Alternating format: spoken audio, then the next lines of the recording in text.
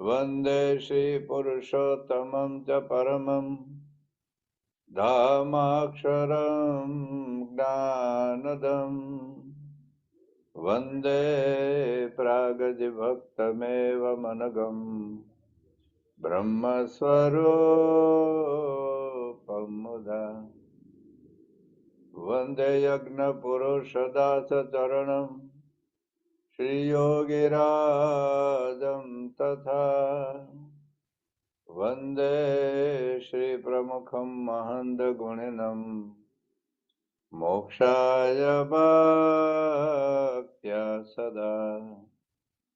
શ્રી સ્વામિનારાયણ ભગવાનની જય, શ્રી અક્ષર પુરુષોત્તમ મહારાજની જય, શ્રી ગુણાતીતાનંદ સ્વામી મહારાજની જય, શ્રી ભગતજી મહારાજની જય, શ્રી શાસ્ત્રીજી મહારાજની જય, શ્રી યોગીજી મહારાજની જય, શ્રી પ્રમુખ સ્વામી મહારાજની જય, શ્રી મહંત સ્વામી મહારાજની જય,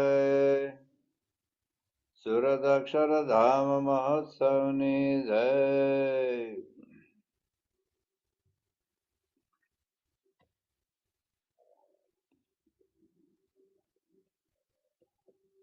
સાંગણરે વચનામૃત ગરડા મધ્યનું 13મું તેજનું.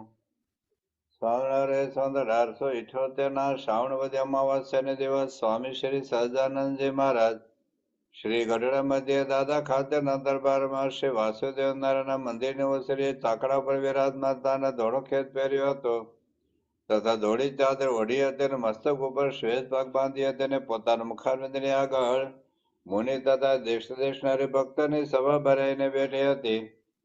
પછી શ્રીજી મહારાજે પોતાના બે ભુજ ઊંચા ઉપાડીને સર્વેને છાના રાખ્યા અને પછી પોતાના મુખારવિંદની આગળ સ્તુતિ કરીને બેઠા. એવા જે સંત તે પ્રત્યે શ્રીજી મહારાજ એમ બોલતા અવાજે, હે સંતો, જે મોટેરા મોટેરા હોવાની વાતમાં સમજતા હોય તે આગળ બેસો. અને એક વાત કરું છું તે સર્વે ચિત્ત દઈને સાંભળજો. અને આજે મારે વાત કરવી છે તે કઈ દંભે કરીને નથી કરવી તથા માને કરીને નથી કરવી તથા પોતાની મોટો વધારો સારું નથી કરવી. એ તો એમ જાણીએ છીએ જે આ સર્વે સંત તથા હરિભક્ત છે તેમાં જે વાત કોઈને સમજાય જાય તો તેના જીવનું અતિ રૂડું થાય તે સારું કરીએ છીએ. અને આ જે વાત છે તે મારી દીઠેલી છે અને મારા અનુભવ કરીને પણ મેં સિદ્ધ કરી છે અને સર્વશાસ્ત્રમાં પમર્તે આવે છે. તેવા સભામાં કર્યા જેવી નથી તો પણ સભામાં કરીએ છીએ જે ત્યાં જે મને વર્તે છે તેનું શું કારણ છે? તો મારી ઇન્દ્રિયોની જે વૃત્તિ છે તે પાછી વળીને સદા હૃદયને વિશે જે આકાશ છે તેના વિશે વર્તે છે. અને તે હૃદય આકાશના વિશે અતિશય તેજ દેખાય છે. જેમ ચોમાસાના વિશે આકાશમાં વાદળા છાઈ રહ્યા હોય તે મારા હૃદયના વિશે એટલું તેજ વાપી રહ્યું છે. અને તે તેજ વિશે ભગવાનની મૂર્તિ દેખાય છે તે અતિશય પ્રકાશમય છે. અને તે મૂર્તિ ઘનશ્યામ છે તો પણ અતિશય તેજે કરીને શ્યામ નથી જણાતી, અતિશય શ્વેત જણાય છે. અને તે મૂર્તિ દ્વિભુજ છે અને તે મૂર્તિનું બે ચરણ છે અને અતિશય મનોહર છે. પણ 4 ભુજ કે અષ્ટભુજ કે સહસ્ત્રભુજ એ મૂર્તિ નથી. એ મૂર્તિ તો અતિ સૌમ્ય છે અને મનુષ્યના જેવી આકૃતિ છે અને કિશોર છે. અને એ મૂર્તિ ક્યારેક તો એ તેજમાં ઉભી દેખાય છે અને ક્યારેક બેઠી જણાય છે અને ક્યારેક હરતી ફરતી દેખાય છે. અને મૂર્તિને ચારે કરે મુક્તના મંડળ ભરાઈને બેઠા છે. તે સર્વે મુક્ત છે તે એક નજરે તે ભગવાનની મૂર્તિ સમૂહ જોઈ રહ્યા છે. અહીં સુધી આપણે વાતો કરી છે. છેલ્લે આપણે સાધનાની દ્રષ્ટિએ બહુ વાતો કરી કે શ્રીજી મહારાજ ને આત્માને પરમાત્માનો સાક્ષાત્કાર છે.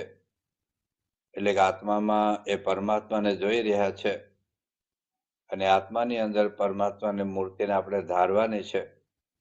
બહાર તો આપણે ઠાકોરજીના દર્શન કરવા જઈએ છીએ, પરમ પૂજ્ય સ્વામીશ્રીના પણ આપણે દર્શન કરીએ છીએ.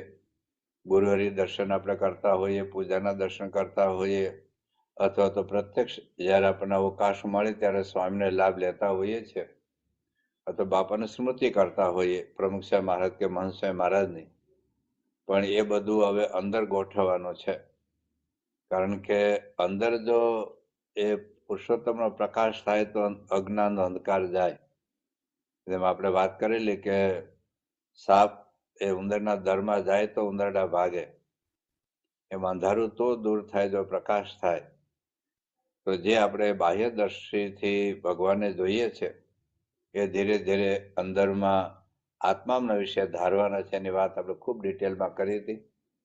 ત્યાર પછી આપણે છેલ્લે વાત એ કરી કે અહીંયા મહારાજ ભગવાનના સાકારપણાનો નિર્દેશ કરે છે. મોટા ભાગે બધા તેજ દેખાય તેજમાં અટવાઈ જાય છે, પણ તેજ કોનું છે એ ત્યાં સુધી લોકો પહોંચતા નથી. એટલે ભગવાનને નિરાકાર સમજી બેસે છે, પણ શ્રીજી મહારાજે વતરમતની અંદર એક સાકારપણાનો ખૂબ આગ્રહ રાખ્યો છે. અને સાકાર એટલે જેમ આમ તો મોબાઈલ સાકાર કહેવાય, ઘડિયાળ સાકાર કહેવાય, સ્કૂટર સાકાર કહેવાય, પણ સાકાર એટલે મનુષ્ય આકાર સાકાર છે. અને એમાં પણ હજારો ભુજાઓ 8 ભુજાઓ નથી, પણ 2 ભુજા 2 કરચરણ યુક્ત એટલે સંપૂર્ણ મનુષ્ય આકાર કિશોર મૂર્તિ છે. એ અક્ષરધામમાં એ દિવ્ય મૂર્તિ છે એની વાત આપણે કરેલી.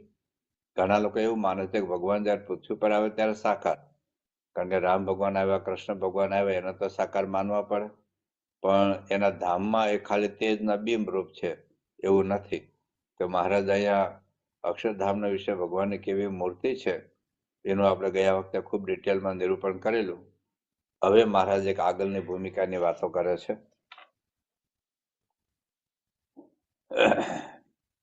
અને તે મૂર્તિને અમે પ્રગટ પ્રમાણ હમણાં પણ દેખીએ છીએ, અને સત્સંગમાં નહોતા આવ્યા ત્યારે પણ દેખતા, અને માતાના ગર્ભમાં હતા તે દિવસ પણ દેખતા, અને ગર્ભમાં આવ્યા મોરે પણ દેખતા, અને અમે બોલીએ છીએ તે પણ ત્યાં જ બેઠા થકા બોલીએ છીએ, અને તમે પણ સર્વે ત્યાં જ બેઠા છો એમ હું દેખું છું. પણ આ ગઢડું શહેર કે આ ઓસરી એ કાંઈ દેખાતું નથી. હવે એક આગળની ભૂમિકાની આપણે વાત કરવી છે. આ શ્રીજી મહારાજની 2 પ્રકારની સ્થિતિનો નિર્દેશ અહીં છે. એક તો જીવન મુક્તિની સ્થિતિ અને પછી અનાદિ મુક્તપણાની સ્થિતિ.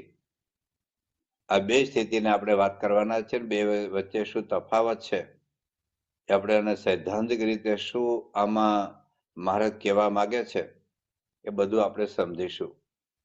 તો સૌ પ્રથમ મહારાજ એવું કહે છે કે મૂર્તિને અમે પ્રગટ પ્રમાણ હમણાં પણ દેખીએ છીએ, અને સત્સંગમાં નહોતા આવ્યા ત્યારે પણ દેખતા, પછી માતાના ગર્ભમાં હતા તે દિવસ પણ દેખતા, અને ગર્ભમાં આવ્યા મોરે પણ દેખતા.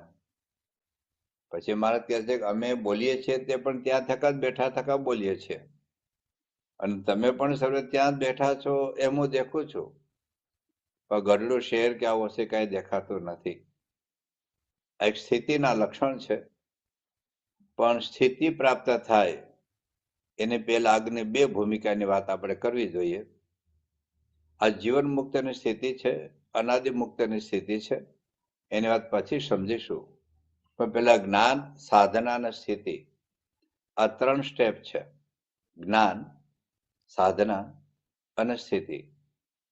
તો શ્રીજી મહારાજ અહીંયા જીવન મુક્તપણાની સ્થિતિની વાત કરે છે.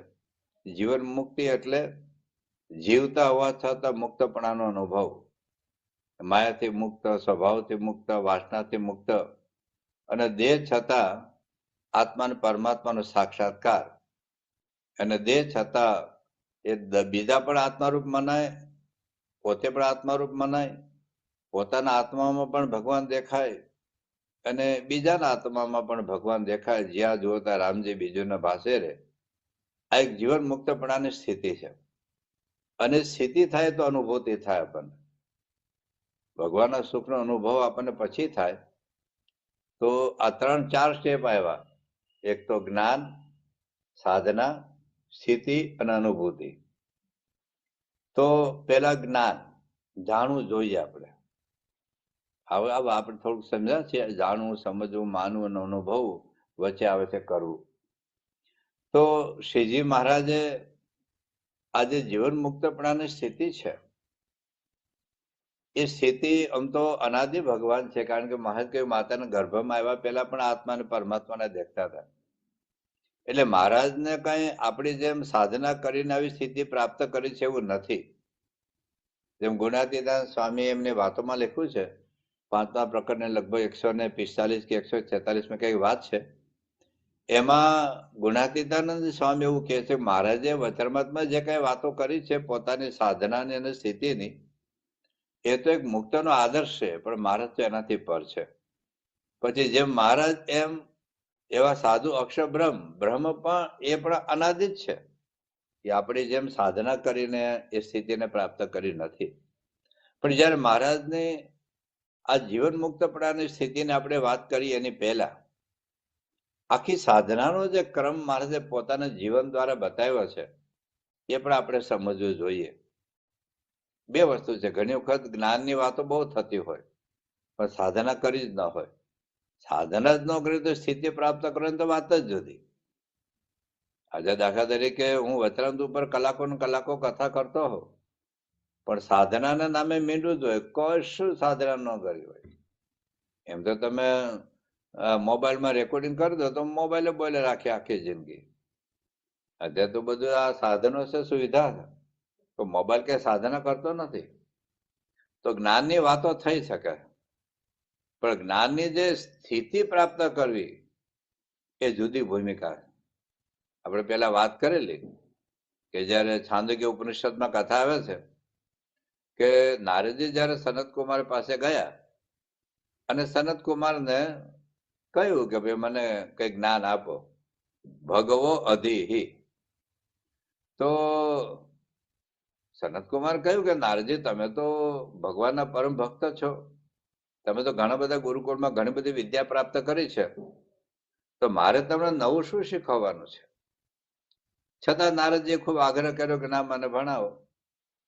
ત્યારે સનતકુમારે એવું કહ્યું કે નારદજી તમે અત્યાર સુધી શું શું ભણીને આવ્યા છો એ અમને બતાવો, તો જેથી કરીને જે નથી ભણ્યા એવું તમને ભણાવું, જેથી કરીને તમારો પણ ટાઈમ ન બગડે, મારો પણ સમય ન બગડે. ત્યારે નારદજી શું કહેશે કે ઋગ્વેદમ ભગવદ્ધેમિ, યજુર્વેદમ સામવેદમ અથર્વણમ ચતુર્ધમ, ઇતિહાસ પુરાણમ પંચમમ વેદાનમ વેદમ પિત્ર્યમ રાશિમ દૈવમ નિધિમ વાકો વાક્યમ એકાયનમ, ક્ષત્ર વિદ્યામ નક્ષત્ર વિદ્યામ ભૂત વિદ્યામ સર્પદેવજન વિદ્યામ એતત ભગવો અધ્યેમિ. હવે આ 22 પ્રકારની વિદ્યાનો નિર્દેશ એમાં છે. એનો અર્થ એવો થયો કે કારણ 4 વેદમાં બધું જ્ઞાન આવી જાય. મૂળ પાયે અત્યારે દુનિયાભરમાં જે કાંઈ ભણવામાં આવે છે એ 4 વેદના બીજ બધા છે, એટલે બધું જ ભણેલા. તો પછી સનતકુમારે કહ્યું કે નારદજી તમે આટલું બધું ભણ્યા છો, મારે નવું શું ભણાવું? એ વખતે નારદજીએ કહ્યું કે મંત્ર વિદેવસ્મે ન તો આત્મવિદ, હું ખાલી શબ્દો જાણું છું, આત્માનો અનુભવ નથી. શ્રુતમ મેં ભગવદ ઋષેભ્ય તરતે શોકમાત્મવિદ, મેં એવું આપ જેવા મોટા માણસો થકી એવું સાંભળ્યું છે કે જે આત્માને પરમાત્માને જાણે છે એને કોઈ શોક સંતાપ દ્વેષ કશું રહેતું નથી. અહમ તો શોચામી, મને તો શોક છે, મને તો સંતાપ છે. કહેવાનું શું છે કે જ્ઞાન હોય પણ જ્ઞાનને સ્થિતિમાં પરિણત કરવા માટે સાધના જરૂરી છે. તો શ્રીજી મહારાજ તો અનાદિ પરબ્રહ્મ પુરુષોત્તમ નારાયણ છે, આખી ગુણાતીત પરંપરા પણ અનાદિ અક્ષર બ્રહ્મ છે. એમ છતાં એમણે સાધના શા માટે કરી છે? સાધના કરી છે એટલું નહીં, સાધનાની આપણને વાતો પણ કરી છે એટલા માટે કે આપણે પણ આ મહારાજને જેવી સ્થિતિ પ્રાપ્ત કરવી હોય, એની સ્થિતિ અનાદિની છે, પણ આપણે જો એવી સ્થિતિ પ્રાપ્ત કરવી હોય તો ખાલી જાણવાથી, ખાલી વાતો કરવાથી, ખાલી સાંભળવાથી કામ પૂરું નહીં થાય. ગુણાતીતાનંદ સ્વામી કહ્યું કે જ્ઞાન કેવું ને સાંભળવું તો કાંઈ કઠણ નથી. જ્ઞાન કેવું અને સાંભળવું એ તો કાંઈ કઠણ નથી. કલાકો ને કલાકો સુધી 10-10, 12-12, 15-15 કલાક કથાઓ થઈ શકે, પ્રવચનો થઈ શકે, કથાઓ સાંભળી શકાય, ગોષ્ઠી પ્રવચન થઈ, સારું છે. જગતની વાતો કરીએ, જગતનો કચરો મગજમાં ભરીએ, જગતનું વાંચીએ, એના કરતા સાંભળીએ. અને સાંભળવામાં યુટ્યુબમાં તો ઢગલા બંધ આવે, એ રામાયણ નું આવે, ભાગવત નું આવે, ગીતા નું આવે, ઉપનિષદ નું આવે, સ્વામિનારાયણ સંપ્રદાયના જુદા જુદા સંતો બહારના બધા કથા પ્રવચન આવ્યા કરે. એના કરતા આપણું સાંપ્રદાયિક, દાખલા તરીકે બીએપીએસ ના સંતો, હરિભક્તો, યુવકો, બાળકો પણ કથા કરે ને, એનાથી પુષ્ટિ થાય. બહાર તો ઘણી વખત આપણે ડાયવર્ઝન લઈ જાય, બીજે લઈ જાય. તો એ પણ ઘણું બધું છે. ગુજરાતીમાં, હિન્દીમાં, અંગ્રેજીમાં આપણે બીએપીએસ ની ટીવી ચેનલો ચાલુ થઈ છે. બધા સંતોના અદભુત પ્રવચનો આપણે સાંભળીએ. તો સાંભળવું, બોલવું, જાણવું, વાંચવું એ જરૂરી છે, એ પાયો છે. પણ ત્યાં જ આપણે અટકી જઈએ. ખાંડ ગળી છે, હું ત્યાં જ અટકી જાઉં. અથવા તો પેરાસિટામોલ લેવાથી મારા માથાનો દુખાવો મટે, ત્યાં જ અટકી જાવ. અથવા વંદે ભારતની આ ટ્રેનમાં બેસવાથી અમદાવાદ થી મુંબઈ પહોંચી જાય, એ જાણવા માત્રથી અટકી જાવ, તો મને શું લાભ થાય? ખાંડ ગળી છે, શા માટે ગળી? હું કલાક સુધી પ્રવચન કરું, તમે પણ કલાક સુધી સાંભળો. પણ જો તમે ખાંડને પ્રાપ્ત કરવાની કોઈ સાધના જ ન કરીએ, અથવા દવા લેવાની તમે સાધના જ ન કર્યો, અથવા ટ્રેનમાં બેસવાની કોઈ સાધના જ ન કરો, તો મુંબઈ જિંદગીમાં ના પહોંચો, ગળપણનો અનુભવ ન થાય. તો શ્રીજી મહારાજે આજે આપણને સ્થિતિ બતાવી. એ સ્થિતિ એ આપણો આદર્શ છે, પણ એ સ્થિતિ એમને પહોંચાતી નથી. જે સ્વામી કહ્યું કે જ્ઞાન કેવું અને સાંભળવું કઈ કઠણ નથી, પણ એ પ્રમાણે વર્તવું. ગુણાતીતાનંદ સ્વામી બીજી વાત કરી છે કે લખું ભણું તે તો ઠીક છે, લખું ભણું એટલે વિદ્વતા આવે. કોક મને વિદ્વાન કે, કોક મને પંડિત કે, કોક મને જ્ઞાની કે, પણ મને કઈ લેવા દેવા ન હોય. સાધના વગર મને કોઈ પ્રાપ્તિ ન થાય. તાવી તો છે ને, પોતે 2 મણ શીરો હલાવે પણ પોતે કોરો જ રહે. અમે સાઇન બોર્ડ હોય ને કે આ બાજુ અમદાવાદ, હજારો લોકોને અમદાવાદ પહોંચાડી દે, એ ત્યાંનું ત્યાં જ રહે. આમ અમદાવાદ હોય ને, આમ સાઇન બોર્ડ હોય. તમારા અમેરિકામાં જુદું જુદું હોય, કે આ બધું શિકાગો કે ટોરન્ટો કે એલે, એ હજારો લોકોને શિકાગો, ટોરન્ટો, એલે પહોંચાડી દે, પણ એ પોતે ત્યાંનું ત્યાં જ રહે. કારણ કે પોતે શિકાગો જવાની કોઈ સાધના નથી કરતો. એ સાઇન બોર્ડ હોય ને, એ પોતે શિકાગો ન જતો, બીજાને શિકાગો પહોંચાડી દે. એમ કથા સાંભળવી સારી બાબત છે, પણ આપણે પોતે પણ સાધના કરવાની છે. અને કઈ કઈ પ્રકારની સાધના આપણે કરવી જોઈએ કે આવી એક સ્થિતિ થાય? એ મહારાજને તો કોઈ કરવાની જરૂરત હતી જ નહીં, છતાં પણ પરબ્રહ્મ પુરુષોત્તમ નારાયણ એને પણ જો સાધના કરવી હોય તો આપણે તો કરવી જ જોઈએ. એમના અનુભૂતિ નહીં થાય. પ્રાપ્તિ થઈ છે, પણ એ પ્રાપ્તિએ પણ કેવી સાધના કરી છે, શ્રીજી મહારાજથી માનીને મહંત સ્વામી મહારાજ સુધી. અને આપણે તો તૈયાર બેઠા લાભ લેવા, એવું ન આવે. હા, આપણે પણ સાધના કરીએ છીએ, નથી કરતા જગતના જીવો જેવું નથી. પણ શ્રીજી મહારાજે જે રીતે સાધના કરી છે, જે સાધના કરી છે, એ જો આપણે જાણીએ, આપણે સમજીએ, તો થોડું થોડું એ માર્ગે ચાલવાની આપણને પ્રેરણા મળે. તો જે મહારાજની જીવન મુક્તિની સ્થિતિ છે, એ સ્થિતિ પહોંચવા માટે આપણે કેવી સાધના કરવી જોઈએ, એ માટે મહારાજે પોતે સાધના કરી છે. તેની થોડીક વાત આપણે કરી લઈએ, અને પછી આ જીવન મુક્તની સ્થિતિ શું છે.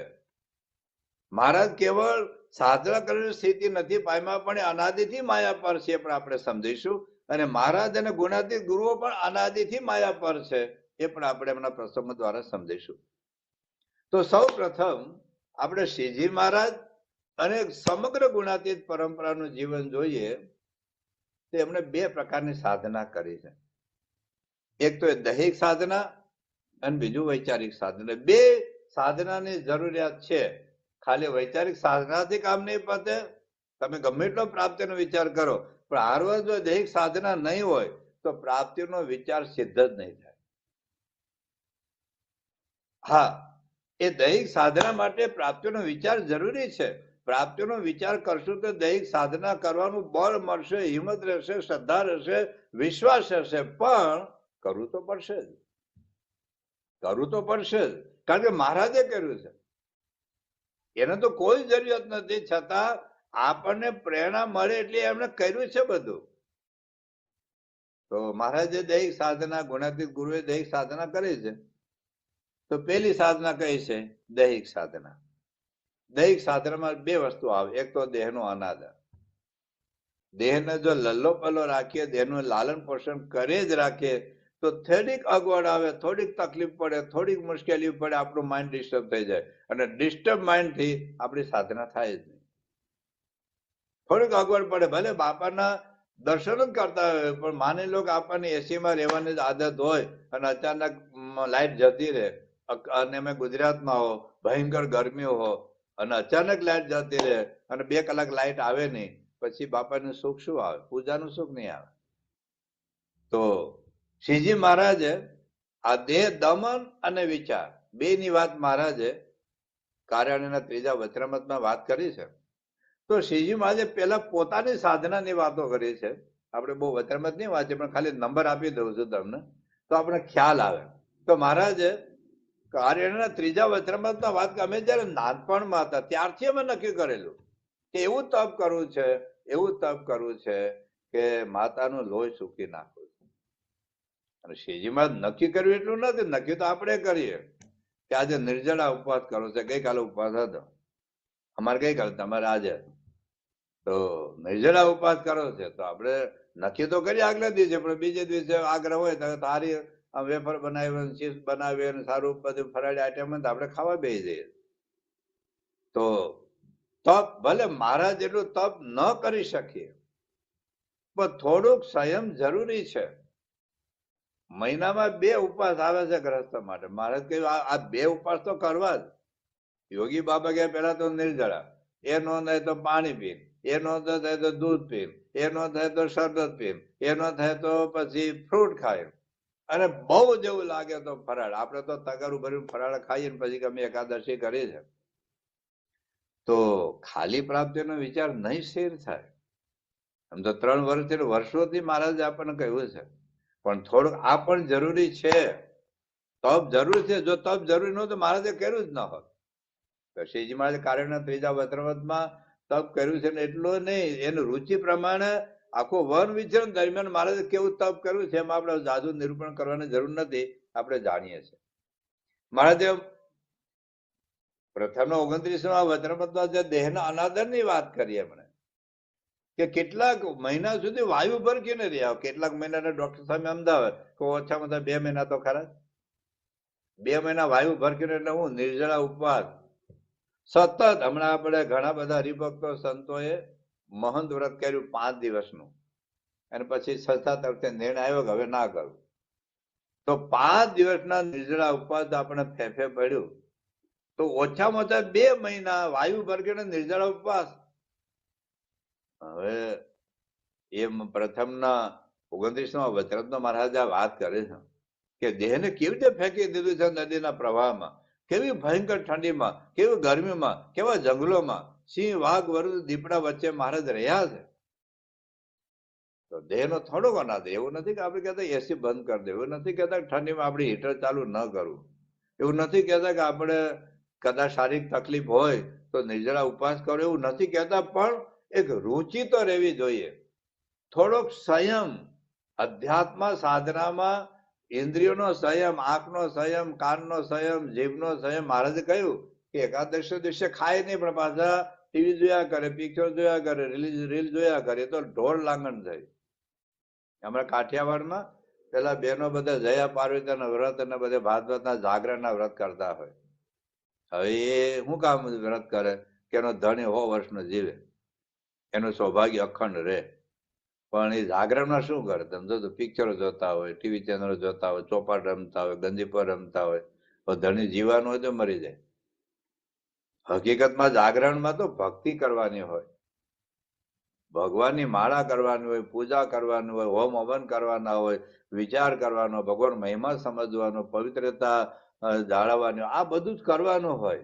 એમ આપણે એકાદશી ખાલી જીભે કરીને ખાતા એટલું જ. મધ્યનો 8મો વચન વાંચજો. હકીકતમાં જે બધી ઇન્દ્રિયો છે, જ્ઞાનેન્દ્રિયો અને કર્મેન્દ્રિયો, એને ભગવાન તરફ જોડવાના છે. આંખે કરીને ભગવાનના દર્શન થાય, કે જગત તરફ આપણી આંખ ન જાય, કાન જગતના ફીરને ગાયનું આંબળવાનું મન ન થાય. તો શ્રીજી મહારાજે આ બધી વાતો કરી છે. કાર્યાણીનું 3જું વતરામત છે, પ્રથમનું મધ્યનું 55મું વતરામત છે, પ્રથમનું 29મું વતરામત છે, પ્રથમના 73મા વતરામતમાં. હું બધા ફકરા નથી વાંચતો, પણ આ બધા રેફરન્સ આપું છું તમને, નોંધી રાખજો. મહારાજના પ્રથમના 73મા વતરામતમાં મહારાજે યોગાસન શીખ્યા, કુંજર ક્રિયા બધું શીખ્યા, જેથી કરીને દેહ કરીને પણ સ્ખલન ન થાય. બ્રહ્મચર્ય 100% પાળવા માટે મહારાજે કેવા આસનો બધું શીખ્યા છે. એટલે કે આ દૈહિક સાધનાની જરૂર છે, તપની જરૂર છે. ગુણાતીતાનંદ સ્વામીથી માંડીને મહંત સ્વામી મહારાજ સુધી તમે જુઓ, એ લોકો કેટલો તપનો આગ્રહ રાખ્યો. થોડાક પ્રસંગો આપણે પહેલા કહેલા, પ્રમુખ સાહેબ મહારાજ હાર્ટ એટેક આવ્યા પછી પણ કે મારે ઉપવાસ કરવો છે, એક દિવસ દવા નહીં લો તો મરી નહીં જાવ, કેટલો આગ્રહ રાખ્યો. મહંત સાહેબ મહારાજ આપણે વાત કરેલી કે અમેરિકામાં હતા, 2002માં ઉપવાસ હતો, અને હરિભક્તોએ બાપાને ફોન કર્યો. બાપાએ કીધું ના, આજે તમે ફરાળ કરો, એટલે કે લો હોય. મહંત ખાલી થોડુંક પાણી લીધું, પણ બહુ ગરમ થઈ ગયા. તમે હું કેમ સ્વામીને ફોન કર્યો? આ 5 ઉપવાસ શાસ્ત્રીમાં કીધા છે, તો આપણે નો આપણાથી થાય એમ. વર્ષો સુધી યોગી બાબા કર કરે, મને ઉપવાસ કરવા દો. એક વખત યોગી બાબા કે અમે અમારા ગુરુની આજ્ઞા પાડતા, અમે અમારા ગુરુને વચન અધર ઝીલતા, અને તમે બધા મારી આજ્ઞા પાડો. એટલે બધા સેવક સંતો હા બાબા કહો, બોલો શું આજ્ઞા કરો? યોગી બાબા કે અમને ઉપવાસ કરવા દો, આ આજ્ઞા પાડો. હવે આવું આપણે ક્યારે થાય? ભગતજી મહારાજ જ્ઞાન શીખવા માટે જ આવેલા. જો જ્ઞાન શીખવા માટે જ આવેલા. ગુણાતીતાનંદ સ્વામી એમ જ્ઞાન સિદ્ધ ન થાય. આ ઉપવાસ કરો, તપ કરો, અને 2 દિવસના ઉપવાસ ને 1 દિવસ બપોરે જમવાનું છાશ અને રોટલો, જેને ભગતજી વ્રત કહે છે. બધાએ તપ કર્યા છે, બધાએ ઉપવાસ કર્યા છે, બધા દેહનો ભીડો બેઠો છે, બધાએ દેહનો અનાદર રાખ્યો છે. જો મહારાજને જેવી સ્થિતિ પ્રાપ્ત કરવી હોય તો આમાંથી કોઈ છટકબારી નથી. બાકી જ્ઞાનની વાતો કરવી ગમશે, સાંભળવી ગમશે, પણ આપણને કોઈ લાભ નહીં થાય. એટલે દૈહિક સાધના મહારાજે પોતે કરી છે, ગુણાતીત ગુરુએ પણ કરી છે. તો એક તો તપ, ત્યાગ, દેહનો અનાદર. ત્યારબાદ દૈહિક સાધનામાં બીજી આવશે સેવા. કારણ ઉપવાસ બહુ કરો, ધાણા પાણા કરે રાખે, નિર્જલા ઉપવાસ કરે રાખે, ભગત વ્રત કરે રાખે, એકટાણા કરે રાખે, ચાંદા વ્રત કરે રાખે, મહંત વ્રત કરે રાખે, પણ દેહ વાંકો ન વળે મંદિરમાં. તો સેવા, શ્રીજી મહારાજે માતા પિતાની સેવા કરી છે. પ્રાપ્તિનો વિચાર જરાય નહીં અટકે. જો માતા પિતાને આપણે અવગણના કરીશું તો કોઈ નહીં ટકે. ભલે 2 કલાક પ્રાપ્તિનો વિચાર કરીએ તોય, કારણ આપણે એક આજ્ઞા છે, માતૃદેવો ભવ પિતૃદેવો ભવ. મહારાજે શિક્ષાપત્રમાં આજ્ઞા કરી છે, મહંત સ્વામી મહારાજે સત્સંગ દિશા ગ્રંથમાં આજ્ઞા કરી છે. આ પાયો છે. પાયા વગર તમે સીધું શિખર ઉપર પ્રાપ્તિનો વિચાર સ્થિતિ તો આમ સાધનાને ઊંચી નહીં, પણ પેલો પાયો તો મજબૂત થવો પડે ને. તો પાયો મજબૂત, પાયો પોદળા ઉપર હોય ને 100 માળનું મકાન બનાવો. ગાય ભેંસના પોદળા ઉપર, છાણ ઉપર તમે પાયો એનો જ હોય, અને 100 માળનું મકાન રહે કોઈ દિવસ? તો પાયાની વાત આ છે. અને બધું જ મહારાજે આખી ગુણાતીત પરંપરાનું તમે જીવન જો. તો શ્રીજી મહારાજે મા બાપને સેવા કરે છે. શ્રીજી મહારાજે પેલો સેવકરામ પ્રથમનો 10મું વતરામૃત તો વાંચો, કેવો વિચિત્ર માણસ, કેવો વંઠેલ માણસ. આપણે તો એક દિવસ આવા લોકોને સેવા ન કરી. આખું પ્રથમનું 10મું વતરામૃત વાંચવા જેવું. એક તો એને ઝાડા પેશા બધું સારું પથારી મત કરે. હવે એમાં જ પાછું ઝાડ ને જે ભૂત હતા એ કેળાની પાંદડા લાવીને એક થપ્પી કરે, અને પેલો હારો હેઠો ઉતરે ઝાડા પેશાબ ન કરે, ઉપર જ કરે. ત્યાં કે પાણીનો નળ નતો, પાઇપ નથી, ધોઈ નખાય. એ નદીમાંથી માટલામાંથી પાણી લાવવાનું, માટલા ભરી ભરી આ બધું સાફ કરવાનું. એ ભીન આવે એટલે બીજા પાંદડા પાછા ગોઠવવાના, આ પાંદડા હુકવવાના, વળી પાછું પેલો ઝાડા પેશાબ કરે વળી પાછું ધોવાનું, અને ગામમાં જઈને ભીખ લઈ આવવાનું. એ હારો એટલું જ બનાવે. એક મારા પ્રમાણિક કેટલા, હું તો ચાખવામાં 2 ખાઈ લઉં. ખીચડી બનાવે ચાખવામાં જાય એટલે 2 વખત ચાખી લઉં, પેટ ભરાઈ જાય. લીંબુનું પાણી બનાવવાનું કે ચાખવામાં 2 ગ્લાસ પી જાવ. અને જો ચાખવા ના પડે તો ડબલ મીઠું નાખવું. પેલો કંટાળે, મીઠું ડબલ નાખવું ખીચડીમાં. મહારાજ કેટલા પ્રમાણિક હતા. આટલું ચાખવા માટે લીધું નથી, અને એ ભૂખ્યા રહે. અને પેલો હારો કે ને મારા ભેગો જમો, મારે પાસે ગામમાં જઈને ભીખ માગીને ખાય, ન આપે તો ભૂખ્યા રહે. કેવી સેવા મહારાજે કરી. અને એટલું જ નહીં, રોજમાં આવીને મહારાજ છાણા વીણવા જાય, મહારાજ જોડી માગવા જાય, મહારાજ સંતન કોપીનું ધોવે, કપડા ધોવે, સાફસૂફી કરે 9 મહિના સુધી. એટલું જ નહીં, અરે ભગવાન દયા બાજુ હજારો લોકો એને ભગવાન તરીકે માનતા હતા, તો પણ મહારાજે સેવા કરી. માટે પથ્થર લઈને મંદિરના બાંધકામની સેવા કરી છે. તો આ એક, જો આપણે ઊંચી સ્થિતિ પ્રાપ્ત કરવી હોય, બાકી જીવન મુક્તિની વાતો ગમશે આપણને, વાતો ગમશે. ઓહો, જ્યાં જુઓ ત્યાં રામજી, પોતાના આત્માનો સાક્ષાત્કાર, પરમાત્માનો સાક્ષાત્કાર, અક્ષરમ પુરુષોત્તમ દાસોસ્મી, મારા આત્મામાં ભગવાનને જોવા, એમ નહીં દેખાય. થશે ખરું, આ વાતો બહુ ગમશે, મને ગમે, તમને ગમે, પણ પાયો આ છે. એટલા માટે વાત કરીએ છીએ મહારાજે આ બધું કરેલું છે. જીવન મુક્તની સ્થિતિ તો પછીની વાત છે. આમ સીધો જ પીએચડી ન જતા રહેવાય. પેલા કને કાય નહીં ક, કને કાય નહીં ક, પછી ખ ગ, આખું આલ્ફાબેટ જ્યાં પછી ક કા કી ખી કુ કુ કે કય કો કમ કહ, એ પછી આખું બારકડી શીખવી પડે. પેલું ધોરણ, બીજું ધોરણ, ત્રીજું ધોરણ, ચોથું ધોરણ, 5મું ધોરણ, 10મું ધોરણ, પછી 12મું, પછી ગ્રેજ્યુએશન, પછી પીએચડી આવે. તો જીવન મુક્ત સ્થિતિ જે મહારાજ કહે છે કે હું ત્યાં બેઠો તકો જોઉં છું, આ બધું આ ગરડા દેખાતું નથી, અક્ષરધામ દેખાય છે, આત્મા પરમાત્માનું તેજ દેખાય છે. એ તો પીએચડી ની સાધના છે, પણ એકડો તો ઘૂંટવો પડશે ને ભાઈ સાહેબ. અને એકડો ઘૂંટવાની વાત એટલા માટે મહારાજે આ વાત વધારમાં હું કામ કરે છે, ના કરી કઈ પોતાના વખાણ નથી કરતા. બહુ પહેલા મેં વાત કરી હતી, યોગી બાબા એવું બોલ્યા કે મને 50 વર્ષથી કોઈનો અવગુણ આવ્યો નથી. એના વખાણ માટે નથી કરતા, એ આપણને અંતરદર્શી કરાવે છે કે તમારે પણ આવા થવું છે. તો મહારાજે જે વાત કરી, તો આ પ્રથમના 10મામાં આવ્યું, તો મારે શું કામ વાત કરવી? આપણે પણ આવી સેવા કરીએ સંતો હરિભક્તોની, અથવા મંદિરની, ઠાકોરજીની, બધાની સેવા કરીએ. અને એટલે જો આપણા સંપ્રદાયમાં સેવાના ગુણો સંતોમાં આવ્યા, હરિભક્તોમાં આવ્યા. કારણ શું કે મહારાજથી મારીને મનુષ્ય માણસ બધા સેવા કરે છે. બીજે ખાલી કથા વાર્તા જ્યાં કરે, પ્રવચનો કરે, શિબિરોમાં જ્યાં રાખે, પણ સેવાની ભાવના. એટલે કોઈ પણ સામાજિક કે કોઈ પણ હોય આપણા સમય ઉત્સવમાં હજારો હરિભક્તો સેવામાં કેમ જોડાય છે બધા? કારણ કે આપણા ગુરુએ સેવા કરે છે. તો આપણે પણ થોડુંક સેવાનું અંગ આપણે કેળવવું પડે. મંદિરમાં જઈ આપણે થોડા પંખા સાફ કરવા પડે, આપણે થોડી મંદિરની સેવા સાફ કરવી પડે, થોડી હરિભક્તોને પીરસવું પડે, હરિભક્તોને જમાડવું પડે, બધું કરવું પડે હારવાર. તો શ્રીજી મહારાજે આ સેવાની વાત કરી. ભગવાન દયા પછી મહારાજ કેવી વાત કરે છે. પ્રથમના 63ના વચનમાં એક ફકરો વાંચું. મહારાજ એ વાત કરે છે, સાંભળજો. મહારાજ કે અમને તો આત્મા રૂપે રહેવા કરતા પણ ભગવાનના ભક્તોની સેવા કરવામાં વધારે માલ માનીએ છે. તો આત્મા રૂપે વર્તું હું, કોઈ કઈ માથાકૂટ નહીં, લપ નહીં, મંધારું છોડો નહીં, બીજું કઈ લપ જ નહીં.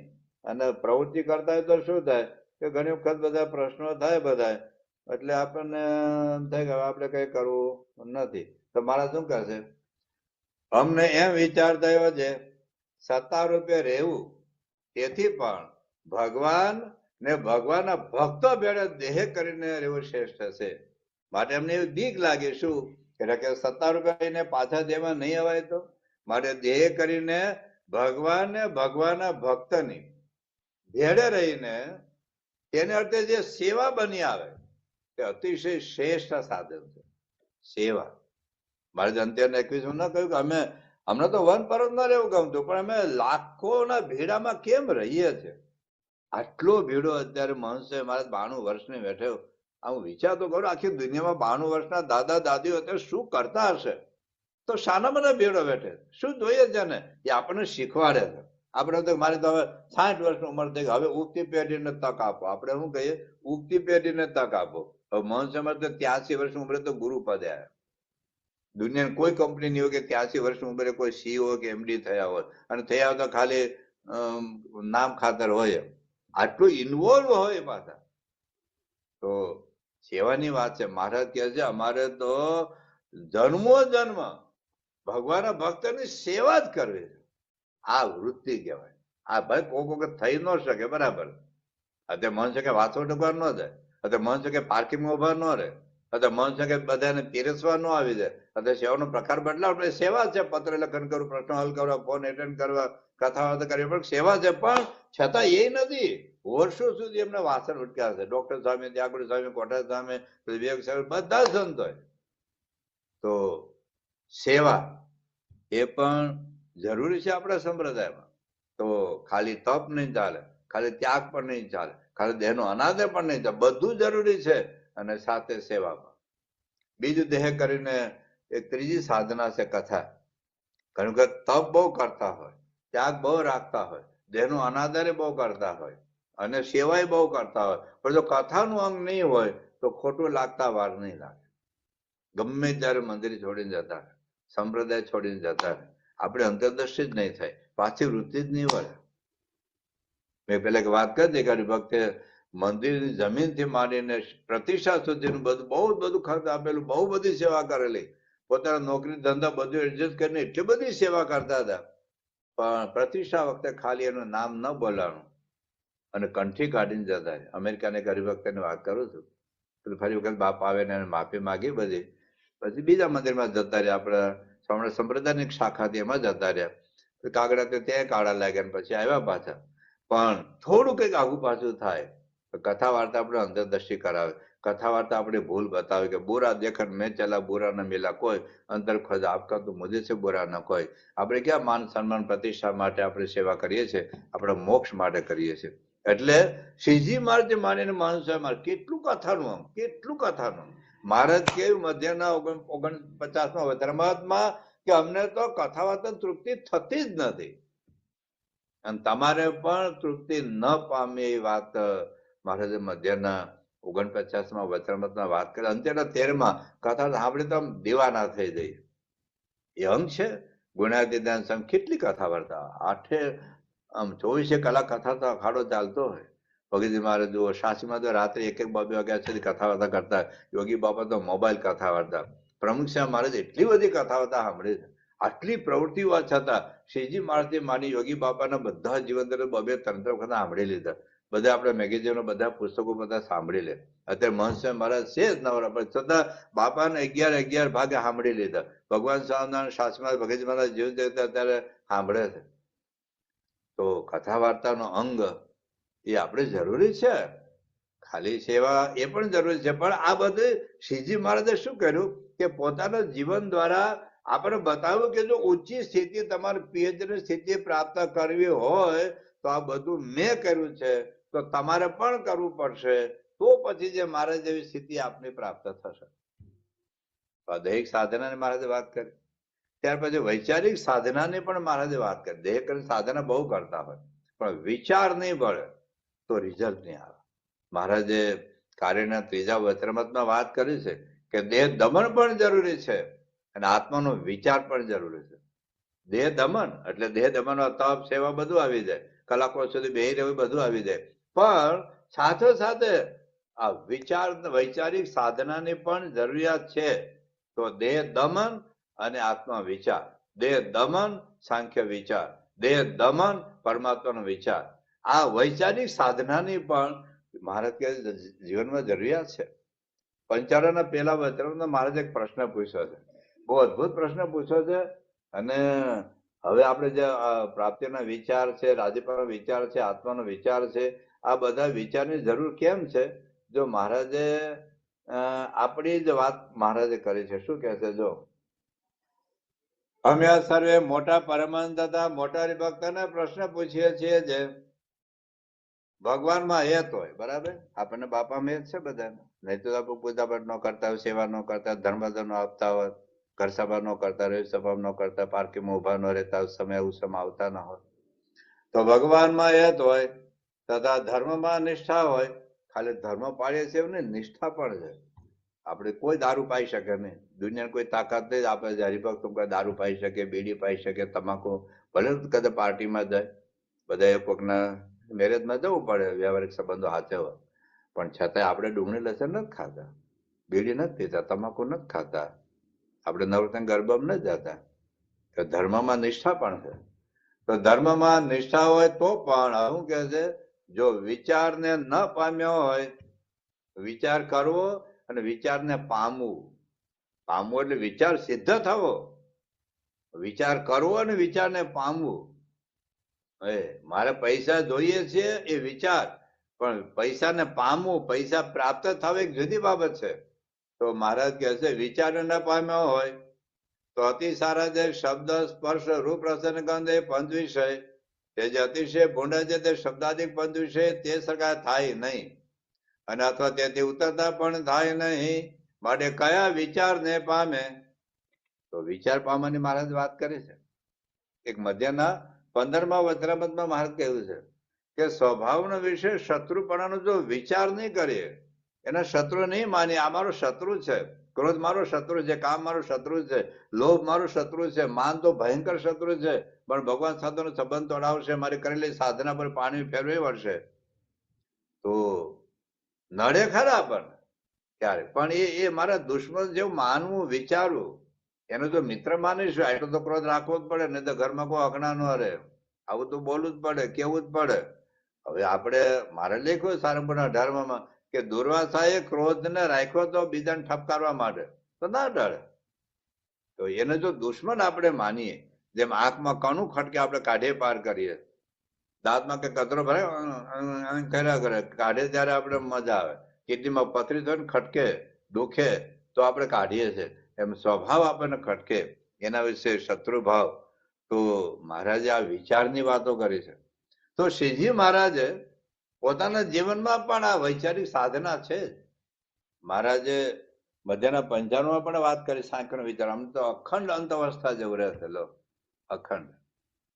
આપણને આવે છે કે આજે મારો છેલ્લો દિવસ છે, અને તેના 30માં મહારાજ કહે છે કે આ ઘડીને આ ક્ષણે મરી જવું છે, એવો વિચારે કે તો કેટલું કામ છે, આ ઘડીને આ ક્ષણ મરી જવું છે. જનક રાજા કહ્યું મને અખંડ મોતની તલવાર દેખાય છે, તો જગતમાં રહેવા છતાં જગતમાં મોહ નથી થતો. તો એનો અર્થ એવું નથી કે આ ઘડીને આ ક્ષણ મરી જવું છે એટલે નોકરી કરવાનું શું જરૂર, ધંધો કરવાનું શું જરૂર, વેપાર કરવાનું શું જરૂર, લગ્ન કરવાનું શું જરૂર, આ ઘડીને આ ક્ષણ મરી જવાનું છે, તો પછી લગ્ન કરીને શું કરશો શું ભાઈ સાહેબ, તો નવી ગાડી લેવાનું શું જરૂર, અથવા રસોઈ બાંધવાનું શું જરૂર ભાઈ, આ ઘડીને આ ક્ષણ મરી જવું છે તો રસોઈ બનાવવાની જરૂર શું છે, તો કશું જ નહીં થાય. એટલે નાવાનું શું જરૂર, આ ઘડીને આ ક્ષણ મરી જવાનું છે. તો પણ એનું તાત્પર્ય એવું છે કે અંધ અવસ્થા જેવું, એટલે કે આપણને ક્યાંય મોહ ન રહે, ખોટું કામ ન થાય, કોઈને ઝઘડા ક્લેશ કંકાશ ન થાય. 2 કલાક પછી આપણે મૃત્યુ પામવાના હોય ને આપણને ખબર પડી જાય, તો 2 કલાકમાં છેલ્લે આપણે પત્ની હારે, પતિ હારે, સાસુ હારે, વહુ હારે આપણે ઝઘડી લઈએ. 2 કલાક આપણે મૃત્યુ પામવાના હોય તો આપણે બિનજરૂરી ઓપરેશન કરી લઈએ, આપણે દૂધમાં પાણી નાખીને પૈસા આપણે કમાઈ લઈએ. આપણે એ વિચાર આ, એનો અર્થ એવું નથી બંગલા નો બને, બધું જ કરવાનું, પણ એક વખત બંગલો છોડીને જવાનો છે, તો બંગલા માટે ખોટા પૈસા હું કામ ભેગા કરવા, ખોટું શા માટે કરવું, કોકને બાટે પૂરીને બૂટ શા માટે મારું, લાંચ શા માટે લેવી. બંગલાવાળો બંગલો છોડી જશે, ઝૂંપડાવાળો ઝૂંપડો છોડી જશે, 2 લાખની ગાડી વાળો 2 લાખની ગાડી છોડી જશે, ને 2 કરોડના પ્લેન વાળો પ્લેન છે, 2 કરોડનું પ્લેન આવે નહીં, પણ ધારો કે 2 કરોડની ગાડી છોડીને જવાનો. હમણાં તમે મહારાષ્ટ્રના ઉપમુખ્યમંત્રી ગયા કે નહીં, ક્યાં કોને કલ્પના હતી, પ્લેનમાં ગયા હતા. દુનિયામાં રોજ કેટલા પ્લેન ક્રેશ થાય, રોજ કેટલા એક્સિડન્ટ થાય, રોજ કેટલા હાર્ટ એટેક આવે, કેટલા રોજ મૃત્યુ પામે, 2 લાખ રોજ જાય છે આ પૃથ્વી પર. આપણે ક્યારે જતા રહેવાના છે. તો મૃત્યુનો વિચાર હોય તો મારી સાધના બાકી ન રહી જાય. બીજું બધું આપણો દીકરો કરશે, દીકરાની વહુ કરશે, દીકરી કરશે, પત્ની કરશે, ભાઈ કરશે, મોટા ભાઈ કરશે, નાના ભાઈ કરશે, મિત્રો કરશે, મોક્ષનું કામ કોઈ નહીં કરી આપે. મોક્ષનું કામ કોઈ નહીં કરી આપે. એટલે જો વિચાર હશે એક વખત મારે આ છોડીને જવાનું છે, અને ક્યારે જવાનું છે નક્કી નથી, આપણે ભૂલી જઈએ. તારા મનમાં જાણે જે મરવો નથી રે, એ તારા મનમાં જાણે જે મરવો નથી રે, એવો નિશ્ચય કરો નિરાધાર તેમાં, ભૂલી ગયો ભગવાન ને રે. ધન દોલત નારી ને ઘણા દીકરા રે, એ ખેતી વાળે ઘોડી ને દરબાર તેમાં, ભૂલી ગયો ભગવાન ને રે. 1 બોટલ માંથી 2, 2 માંથી 5, 5 માંથી 10, 1 પેટ્રોલ માંથી 10, 15, એ બધું વધારે જ રાખીએ છીએ, એને નાઈ નથી. પણ આ કામ બાકી રહી જાય કરશે કોણ? જો મૃત્યુનો વિચાર આવશે તો આ 15 મિનિટ ટાઈમ નીકળશે, તો પ્રાપ્તિનો વિચારનો ટાઈમ નીકળશે, આત્માનો વિચારનો ટાઈમ નીકળશે, રાજીપાનો વિચારનો ટાઈમ મળશે. બાકી કોઈને આપણા દાદાના દાદાના દાદાના દાદા જતા રહ્યા, કોઈને ટાઈમ મળ્યો નથી ને આપણે ટાઈમ મળવાનો નથી. પણ જયારે વિચાર આવે કે તારે માથે ના ગારા વાગે મોત ના રે, હે તારે માથે નગારા વાગે મોતના રે, હે નદી એક ગાડીનો નિરાધાર તોય જાણ્યા નહીં જગદીશ ને રે. આ દેવાન સાહેબ તો બહુ બધી થાપકા મહારાજ બને. તો મહારાજ આપણને એ કહે છે કે અમને આ એક સાંખ્યનો વિચાર અખંડ અંત અવસ્થા જેવું રહે છે. બીજું અંતેનો 30 આ ઘડીને આ ક્ષણ મરી જવું છે. એને ભલે બધું જ કરીએ પણ મારું મોક્ષ નું કામ અટકી ન જાય. ગુણાતીતાન સ્વામી કહ્યું કરોડ કામ પકડીને મોક્ષ સુધારે લેવાનો છે. તો ભલે 2 કલાક આપણે બધું કરીએ પણ જે ખોટો ટાઈમ બગાડે છે ને રીલ જોવામાં, સમાચાર જોવામાં, ક્રિકેટ જોવામાં, ફૂટબોલ જોવામાં, એટલો ટાઈમ તો બચાવ ને એટલો તો આત્માનો વિચાર કરો, પ્રાપ્તિનો વિચાર કરો, રાધેપનો વિચાર કરો, વત્રમત વાંચીએ, સ્વામીની વાતો વાંચીએ, ગુરુહરિના દર્શન કરીએ. તો શ્રીજી મહારાજ આ વાત કરે કે અખંડ અમને આ સાંખ્યનો વિચાર હશે, અખંડ આત્માને પરમાત્માનો વિચાર હશે. મહારાજે મધ્યના 35 કહ્યું એ કોઈ ક્રિયામાં આત્માનું વિસ્મરણ થતું નથી ને આપણને એ કોઈ ક્રિયામાં આત્માનો વિચાર આવતો નથી. આપણે અક્ષરમ પુરુષોત્તમ દાસોસ્મીને ડે ટુ ડે લાઈફમાં પ્રેક્ટિકલમાં ક્યાં કેવી રીતે લગાડ્યું વાતો કરી હતી. મેં કરી હતી તમે આપણે, પણ મને યાદ આવે છે જયારે હું ખાતો હોય ત્યારે, જયારે કોઈક મારું અપમાન કરે ત્યારે, કોઈક મારું વખાણ કરે ત્યારે, મને રોગમાં દેહમાં રોગ આવે ત્યારે આપણે ભૂલી જઈએ. હા ભૂલી જવાના, પણ આ વારંવાર આ મનને હેમરિંગ કરવું પડશે તો થાય. એટલે શ્રીજી મહારાજ આત્માનો વિચાર, મહારાજને પરમાત્માનો વિચાર છે. વડતાલના 16માં મારે કે અમને મોટારે નથી બનતું કારણ કે રાજનો મત હોય. અમારે ગામ ઘરા જોતા નથી. અમે તો ભગવાનની મૂર્તિનું ચિંતન કરે તો 14 લોકના બ્રહ્માંડ કરતા સુખ વધારે. આ વિચાર છે એટલે કે મન એનો હલવાતું નથી. આપણે તો ભજીયામાં હલવાઈ જાય, આપણે તો પીઝામાં હલવાઈ જાય, આપણે તો માન સન્માનમાં હલવાઈ જઈએ, આપણે અપમાનમાં એવા અટવાઈ જઈએ છીએ દિવસોના દિવસો સુધી આપણે મગજમાં ભાર ભેરા કરીએ. મને આમ કેમ કીધું, મને એવું કેમ કીધું, મને એવું કેમ કીધું. એ બધા નીકળી જાય છે તરત જ એક ક્ષણમાં. આ બધા લઠ્ઠામાં પડ્યા રહેવું એના કરતા ભગવાનનું સુખ ના લઈએ, ભગવાન મૂર્તિમાં મન ના જોડીએ, ભગવાન અંતરદ્રષ્ટિમાં આત્મામાં ભગવાન ના ધારીએ. એટલે બોલી ગયો તો બોલી ગયો, એમાં શું થઈ ગયું મારું. તો શ્રીજી મહારાજને પરમાત્માનો સુખનો વિચાર છે. મહારાજે 95 પહેલામાં પોતાના વિચારની વાત કરે છે કે જ્યાં સુધી અમે પંચ વિશે ભોગવતા હોઈએ, જરૂર પડે છે, ખાવું પડે, પીવું પડે, નોકરી કરવી પડે, વેપાર કરવો પડે, મર્સિડીઝમાં બેવું પડે, પ્રાઇવેટ પ્લેનમાં બેવું પડે, લગ્નમાં જવું પડે, કરવું પડે, પણ જયારે અમને એવું લાગે કે કઈક વધારે શાર્પ લાગે, આજે તો મજા આવી ગઈ પીઝામાં, આજે તો મજા આવી ગઈ લગ્નમાં નાચવાની, આજે તો અદભુત મજા આવી ગઈ, ભારત જીતી ગયું. તો મહારાજ કહે છે ત્યાં આવું જયારે થાય મન, ત્યાં તરત જ મને થપ્પડ મારીને ઉપર જતા રહે કે આના કરતા ભગવાનનું સુખ વધારે, આના કરતા પરમાત્માનું સુખ વધારે છે. શું આમાં લઠાલે છે? આ તો ક્ષણિક છે, નાશવંત છે, દુઃખરૂપ છે, અંતે મહાદુઃખનું કારણ છે. અને અહીં ઉતર્યા પછી કઈ ખબર નથી પડતી. એના કરતા ખાઈએ ખાલી આઈસ્ક્રીમ, આટલો તગાવ ભરીને ખાવ, પણ સુખ પરમાત્મા છે એવું માનવાનું છે. ભલે પીઝા ખાઈએ 2, 5, 10, પણ સુખ પરમાત્મામાં છે. એ અંદર આત્મામાં પરમાત્મા બેઠા છે એટલે પીઝા ખાઈ શકે થઈ જાય, ઉપડી ગયા ઉપર, મોઢું ફાડ્યું હોય મરી ગયા પછી તો મોઢામાં આઈસ્ક્રીમ મૂકો તો મજા આવે. તો શ્રીજી મહારાજે આ 95 પેલું વચન વાંધો કે સસે પણ અમને જો એમ થાય કે પંચ વિષયમાં કઈક સારપ મનાય, આ વાંચજો 95 પેલું વચનમાં, તરત અમારું મન પરમાત્મામાં જતું રહેશે કે ભગવાનનું સુખ વધારે. તો આ બધી સાધના મહારાજે હું કામ બતાવી છે. આપણે પણ આ બધા માયામાંથી નીકળવા માટે બધા પ્રયોગો કરવા પડશે, વૈચારિક સાધના. આમાંથી બહાર નીકળીએ તો પ્રાપ્તિનો વિચાર થાય ને, તો આત્માનો વિચાર થાય, તો રાજીપાનો વિચાર થાય, તો સાધના કરી શકીએ અને તો ઉપર જવાય. તો શ્રીજી મહારાજે આ પરમાત્માના સુખનો વિચાર કર્યો. એટલે શું થાય? આવું આત્મા પરમાત્માનું મહાસુખ છે. એટલે કોઈ પદાર્થમાં મન જતું નથી. મારે આમ પગે કરીને ઠેલી દઈએ છે, કારણ કે આના સુખ હાઈમાં શું કરશે એના પરમાત્મા શું. એક બાજુ તમને 10 રૂપિયાનો ચેક આપું અને લાખ રૂપિયાનો ચેક આપું, કરોડ રૂપિયાનો ચેક આપું, કોઈ પણ એક ચેક લેવાનો તો હું લઈએ. 10 રૂપિયામાં કઈક તો મળવાનું છે, મમરા કે ડાળિયા સિંગ ચણા. લાખ રૂપિયાના ચેકમાં વધારે માલ છે, કરોડ રૂપિયા ચેકમાં વધારે માલ છે. જગતમાં સુખ તો હશે ચાલ, પણ એના કરતા પરમાત્માનું સુખ અતિ અતિ અતિ અધિક છે.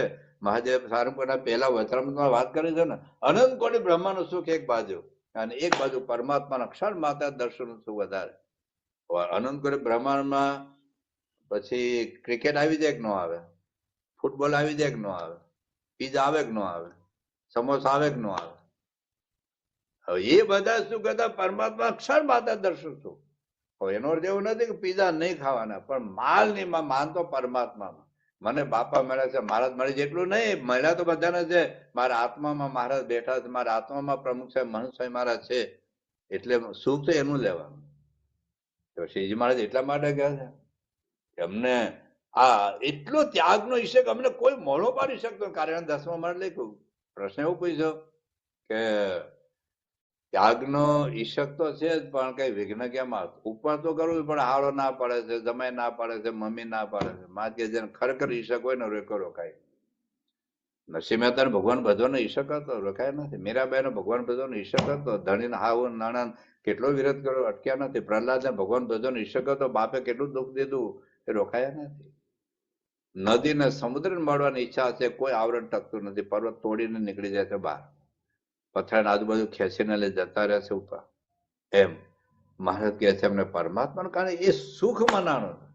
શાસ્ત્રીમાં કહેતા કે ભગતજી મહારાજને ભગવાનમાં કેટલું બધું મહાલ બનાણો હશે, કે આટલું તપ, આટલી સેવા, આટલો દેહનું અનાદર, આટલું અપમાન, ભગવાનમાં માલ માનું, મારે ભગવાનનું સુખ લેવું છે, આ બધું તો કઈ છે જ નહીં. અને જયારે સાક્ષાત્કારની વાત થઈ ત્યારે ભગતજી બોલે કે સ્વામી આપે જે કૃપા કરી છે એને તુલા મેં કશું કર્યું નથી. એટલે ભગવાનમાં જયારે સુખ મનાય ત્યારે જગતનો કોઈ સ્વપ્નમાં પણ વિચાર નહીં આવે. મહારાજે મધ્ય 59માં મધ્યના 50માં વચનામૃતમાં વાત કરી છે કે અમને સ્વપ્નમાં પણ જગતનો સંકલ્પ છે. કારણ કે આમાં એક જગ્યાએ મન ચોટેલું છે. મન એવું ચોટેલું છે કે એને બીજે માન, સન્માન, અપમાન દેખાતું જ નથી. એ ભગવાનની મૂર્તિમાં ચ સુખ લે છે પ્રમુખ સાહેબ યોગી બાપા મહંત સાહેબ મહારાજ. એટલે એને કોઈ સગવડ ભલે લે છે, સગવડ સ્વીકારે છે, ચાર્ટર પ્લેટમાં જાય છે, મોટા મોટા સિંહાસનમાં બેઠે છે, જબરજસ્ત, પણ ક્યાં એનું મન ચોટતું જ નથી. મન તો પરમાત્મા ચોટેલું છે. એટલે આવી એક વૈચારિક સાધના પણ આપણે કરવાની છે. મહારાજે બધી વાતો કરી છે એટલા માટે તો શ્રીજી મહારાજ કે અમને આ ભગવાનમાં, આ ભગવાનનો વિચાર, આત્માનો વિચાર હારવાર શું છે કે ભગવાનના કરતાપણાનો વિચાર. પણ મહારાજે 2 વચનામૃતમાં વાત કરી છે, પ્રથમનું 74 અને અંત્યનું 10મું, અંત્યનું 13મું વચનામૃત, કે ભગવાન ગધેરે બેસાડે ને રાજે રહે તો રાજે રહેવું, હાથી બેસાડે કે ગમે તે. પ્રથમનું 74મું વચનામૃત છે, જે બાપાનું આફ્રિકાથી પાછા આવ્યા ને વખતે સમજાવેલું, તો વાંચવા જેવું છે. પ્રથમનું 74મું અને અંત્યનું 13મું વચનામૃત, કે ગમે તેવા દુઃખ આવે, ગમે તેવા પ્રશ્ન થાય, પણ હતાશ નહીં, નિરાશ નહીં, ઉદાસ નહીં, અલમત આનંદ રહીને ભક્તિ કરવી. તો આ ભગવાનના કરતાપણાનો વિચાર, આ બધી સાધના શ્રીજી મહારાજે પોતાના દ્વારા આપણને સમજાવી છે, ગુણાતીત ગુરુએ કરી છે અને આપણે કરવાની છે.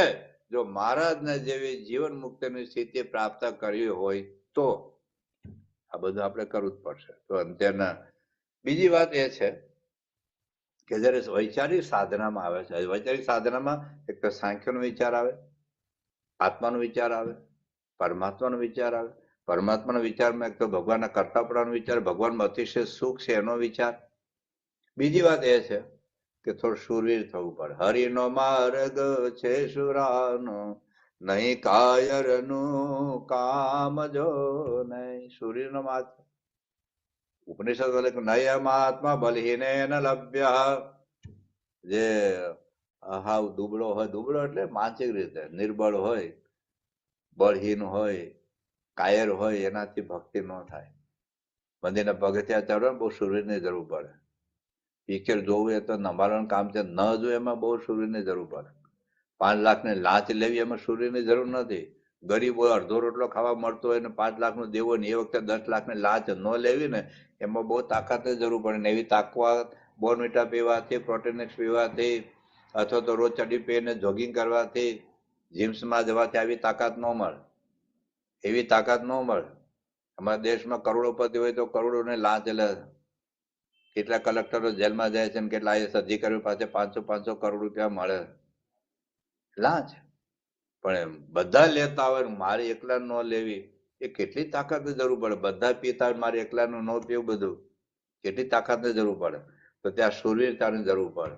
અને શૂરવીરતાનું લક્ષણ મહારાજે પોતાના વિશે બતાવ્યું કે આવું શૂરવીરપણું રાખવું પડે. મહારાજે પોતે લખે છે કે મધ્યનું 22નું વચન વાંચજો, શ્રીજીમાં શું કહે છે, કેવા શૂરવીર થઈ. આ બધી સાધના, આ બધી મહારાજ એટલા માટે બતાવી છે પોતાની વાત. આપણને જો બતાવ્યું ન તો આપણે ખબર જ ન પડે કે આપણે આવું કંઈક કરવાનું હોય છે. મહારાજે જો બતાવ્યું ન હોત તો આપણને ખબર જ ન પડે કે આપણે પણ આવું કંઈક કરવાનું હોય છે. તો મારે શું કહે છે, જો અમે મનને કહ્યું છે તારું જેવું રૂપ છે તેને હું જાણું છું.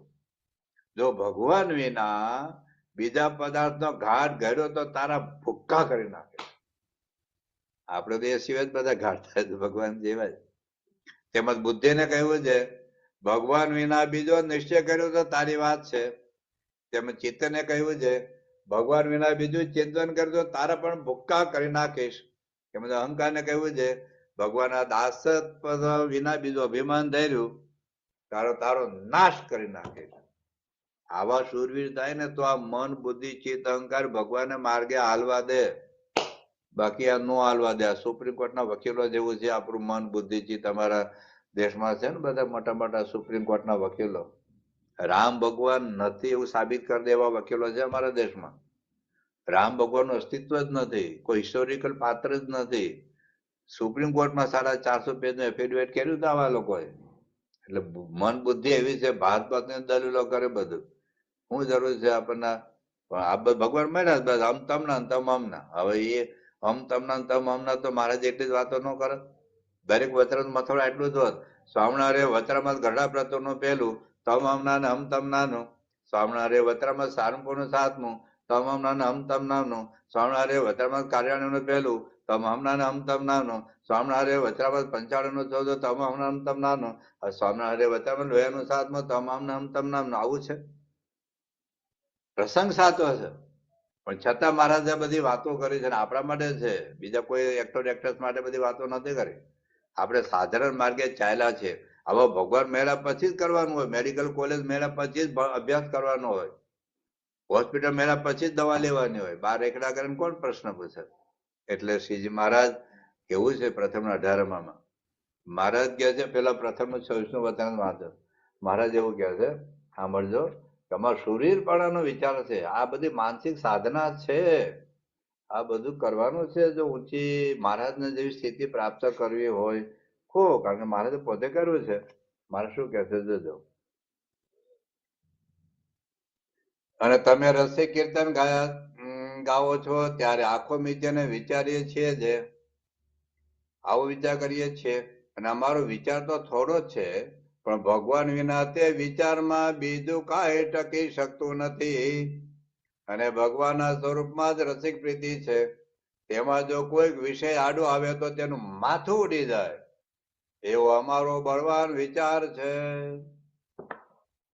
બળવાન મહારાજ કહ્યું મન બુદ્ધિ ચિત્ત ને અહંકાર પકડી લઈએ છે, જેમ વાઘ બકરાને પકડે એમ. એટલે માટે મહારાજે લોહીના બીજા વચનો સુરવીર ભક્તોને વખાણા છે કે તમે આવો અમને પગે લાગી જાઓ, લાભ લો. તો હરિનો માર્ગ છે સુરાનો, નહીં કાયરનું કામ જો નહીં. આ કેમ બધું આપે નહીં રાખવાનું, મન કે બધું આપે નહીં રાખવાનું, બુદ્ધિ કેમ બધું આપે નહીં રાખવાનું, કાન કે બધું સંભળાવ્યા નહીં કરવાનું, આંખ કે બધું બતાવ્યું નહીં કરવાનું, જીભ કે બધું ખવડાવ્યું નહીં કરવાનું, કે આંખ તો બ્રેક મારવાનું, કે આજે નહીં બને, ટેન્ટે ના કરી દે, ટેન્ટે ના કરી દે. કેવું પડે મન બુદ્ધિ ચિત્ત અહંકાર ને? કારણ કે આપણે તો અક્ષર છે, આપણે તો આત્મા છે. અક્ષરમ અહમ પુરુષોત્તમ દાસોત્મે. આપણે કયા નગરીના સમ્રાટ છીએ. આપણી ભિખારી નથી, રાખ નથી કે બકરી આપણને સિંહને લઈ જાય. હાલ આંખ તો બકરી છે, જીભ તો બકરી છે, અંદરમાં બેઠેલો સિંહને લઈ જાય. કેટલી મૂર્ખામી કહેવાય. મારે જે મધ્યના 12મા વચનામૃતમાં આ રાજનીતિની વાત કરી છે. રાજનીતિ વાત સમજે તો આત્મા તો આ કાયા નગરીનો રાજા છે. હું ટેટે કરે છે, બિહાર ને બધું, આપણને એ જ બધું લઈ જાય છે બધું. એટલે શૂરવીર થવાની જરૂર છે. મહારાજે આ સાધના બતાવી છે. જો ઊંચી સ્થિતિ પ્રાપ્ત કરવી હોય તો વૈચારિક સાધનામાં એક સાંકળનો વિચાર આવે, આત્માનો વિચાર આવે, પરમાત્માનો વિચાર આવે, પછી ઇન્દ્ર અંતકરણ સામે શૂરવીર થવાની વાત આવે, અને સદાય જાગૃતિની વાત આવે. જો ન જાગે તો ચોર લઈ જાય. કામ ક્રોધ લોભ મોહા દેહ તિષ્ઠંતિ તસ્કારા હરંતી જ્ઞાન રત્નાની તસ્માત જાગૃહી જાગૃહી જાગૃહી. જાગો. આ બધા લૂંટારાઓ બેઠા છે અંદર, આતંકવાદીઓ બહાર નથી, અંદર બેઠા છે. બધું લૂંટીને બધું લઈ જાય, બધું આપણું દેવાળું ફૂંકવું પડે આપણે. એટલે સતત જાગૃતિની વાત મહારાજે પણ પોતે વચરમતમાં કરી છે. શ્રીજી મહારાજ મધ્યના 55માં વચરમતમાં કેવી જાગૃતિ રાખવી જોઈએ. જો આપણને ખરેખર આ સાધનાની રીત આપણને, બાકી તો આપણે તો એમને ખાલી સચમાં આવે, તાળીઓ પાડીને ધૂન બોલીને પારકી અડધો કલાક ઉભા રહીને વાતો ઉઠીને જતા રહે, એ પણ કરવાનું છે, પણ સાથે આ આંતરિક સાધના, વૈચારિક સાધના કરવાની છે. મહારાજ મધ્યના 55માં વચરમતમાં વાત કરી છે, સાંભળજો.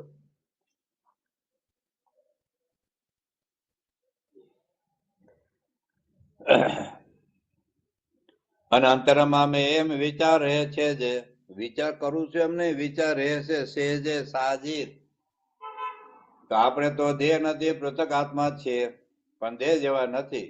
અને વળી અંતરમાં એમ વિચાર રહ્યા કરે છે, જે આત્માના વિશે રખે રજોગુણ તમોગુણ આદિ કોઈક માયાનો ભાગ ભળી જાય નહીં, તેમ ઘડીએ ઘડીએ તપાસતા રહીએ છીએ.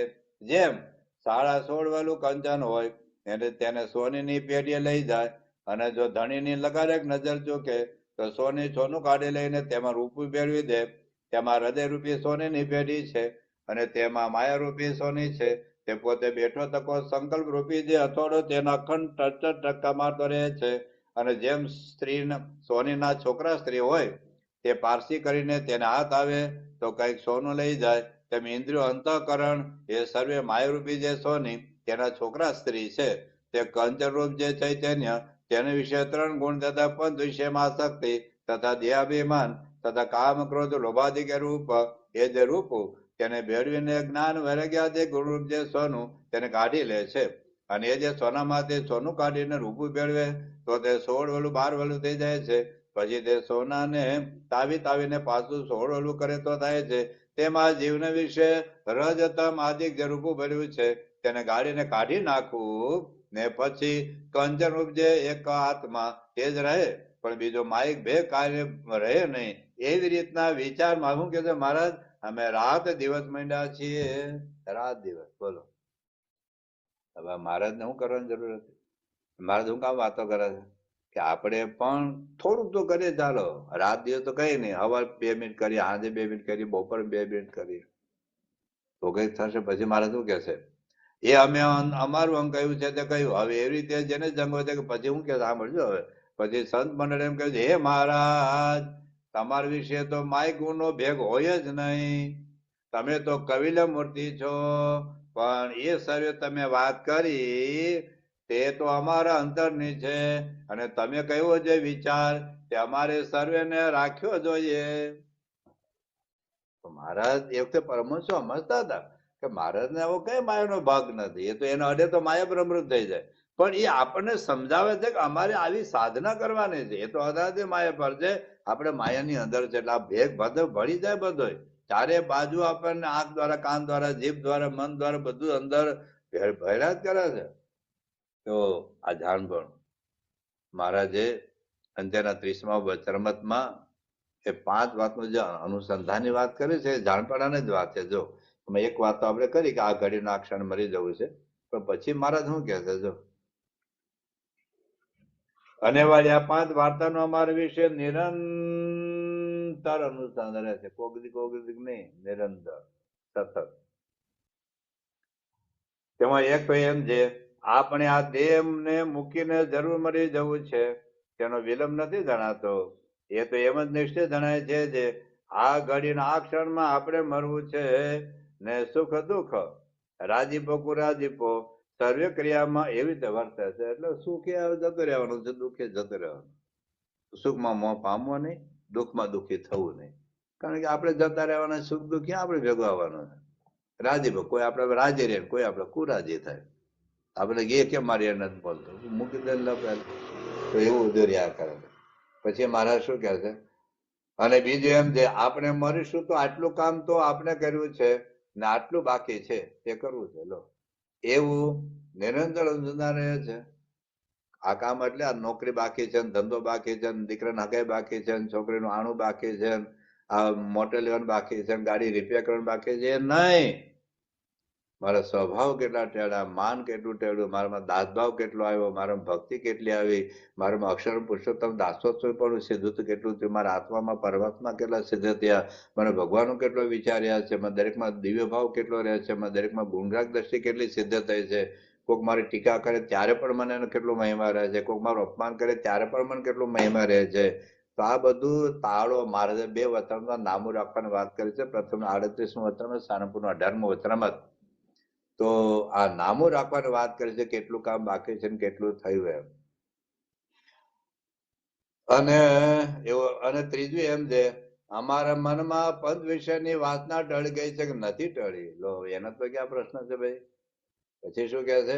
અને એમ જાણવું શું છે, ટળી તો ગઈ છે ત્યારે તે વિષયની જે ક્રિયા તે કેમ થાય છે? આઈસ્ક્રીમ ખાવાની વાસના તો ટળી ગઈ છે, આઈસ્ક્રીમ કેમ ખવાય? આ કેટલું જાણવાનું છે. એટલે મૂળ આઈસ્ક્રીમ ખાવાની નથી, આઈસ્ક્રીમ આસક્તિ દુઃખી કરે, આસક્તિ દુઃખી કરે. પૈસા કમાવો પ્રશ્ન નથી, પૈસા આસક્તિ ખોટા કામ કરાવે. રીંગણાનું શાક ન ખાવે એવો નિયમ નતો, આ ચાતુર નતો ન ખાવે, પણ રીંગણાના શાકમાં આસક્તિ હતી અને પત્ની ન બનાવ્યું એટલે લવી દરજીને ગુસ્સો આવ્યો અને બોલ્યો, પત્ની આત્મહત્યા કરી. તો આસક્તિ નડે છે. એટલે ગીતામાં વારંવાર કહે છે સંગમ ત્યક્તવા, ધનમ ત્યક્તવા નહીં, સંગમ ત્યક્તવા, આસક્તિ છોડ. ધનનો, બંગલાનો, ઘણી બંગલો છૂટી જાય, ઝૂંપડું ન છૂટે, ઝૂંપડામાં આસક્તિ. અમારા ઘનશ્યામ બાપા કહેતા દૂધનો નિયમ લે અને છાશ માટે ઝઘડે. મિષ્ટાન ન ખાય, મુખવાસ માટે 3 વાર આટા મારીને પાછો લેવા આવે. તો આપણું મન ક્યાં બંધાય છે નક્કી નથી, એટલે જાણવું પડે. અને મારી વાત મને જ ખબર હોય, તમને થોડી ખબર હોય. તમારી વાત તમને જ ખબર હોય, તમારા પત્નીને ન ખબર હોય, મા બાપને ન ખબર હોય, આપણને જ ખબર હોય. એટલે મહારાજ કહે છે કે આ ટળી છે કે નથી ટળી એવું અનુસંધાન રહે છે. પછી બીજા અનુસંધાન, એ તો ભગવાન અનુસંધાન છે. કોને કેટલી વાસના ટળી, કેટલી કસર રહી છે કે નથી રહી, તો એ તો ભગવાન બધાને બ્રહ્મરૂપ કરવા માટે આવ્યા છે, એટલે એનું અનુસંધાન આપણી જરૂરિયાત નથી. પણ 3 અનુસંધાન આપણે રાખવાની વાત છે. મારે તો કેટલું જાણવાનું છે. 2-3 વચનમાં જોઈએ ને, એક તો મધ્યનું 40મું, એક દંડવત વધુ કર્યો. એટલે પૂછ્યું, મહારાજ કેમ આજે એક દંડવત વધુ કર્યો?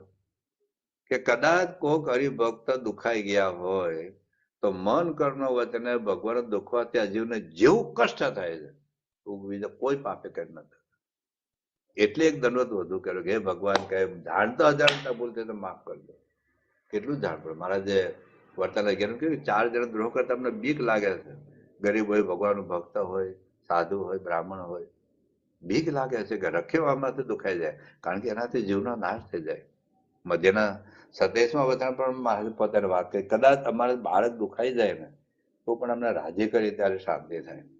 તો શ્રીજી મહારાજ અખંડ જાણપણાની વાતો આપણને કરી છે.